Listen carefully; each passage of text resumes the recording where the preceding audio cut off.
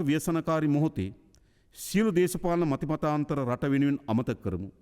ජාති, ආගම්, පක්ෂ, පාට ભેද වලින් තොරව එකට එක්වෙමු. දේශපාලනය කිරීමට ඕන තරම් කාලය ඇති අතර ව්‍යසනයට මුහුණ දීමට විශාල කාලයක් නැහැ. අපි එක්ව රට ගොඩනගමු. ගොඩනැගු පසු ඒ රටේ වෙන්වෙන්ව දේශපාලනය කරන්න අපට පුළුවන්කම තිබෙනවා. විශේෂයෙන් මට විශාල විශ්වාසයක් තිබෙනවා.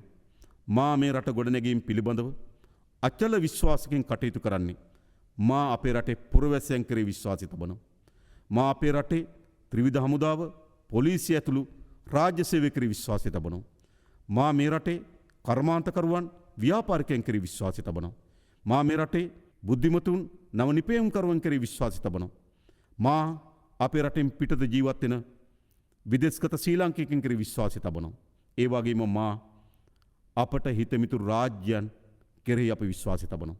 ඒ විශ්වාසය සහිතව මේ රට ගොඩනැගිය හැකි කියන දැඩි විශ්වාසකින් යුතුව අප මෙම කාර්යභාරයට මැදිහත් වී තිබෙනවා. නියත වශයෙන්ම අපි පෙර තිබූ තැනට වඩා හොඳ රටක් ගොඩනගනවා. මෙතෙන් සිට එය පටන් ගත යුත්තේ බිඳුවේ සිට වුවත් අපි අභියෝගය බාර ගන්නවා.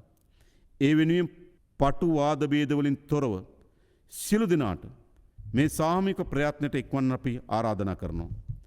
ජාතික හා ජාත්‍යන්තර වැඩපිළිවෙලක් ඔස්සේ මනා සම්බන්ධීකරණයකින් යුතුව කටයුතු කරමින් හෘද සාක්ෂියට අනුවම අපේක්ෂිත අරමුණු ඉටු කර ගැනීමට කැපවීම කියා මා ඉල්ලා සිටිනවා. ඕනෑම අන්ධකාරයක ආලෝක ඇති බව අප විශ්වාස කරනවා. මේ අඳුරු දිනයන් පහව යන බවත් අප විශ්වාස කරනවා. එනිසා අප එකාවන්ම නැගී සිටිමු. මේ කඳුළු සලන පාරාදීසය සුවපත් කරමු. දීප්තිමත් දිවයිනක් ගොඩනගමු.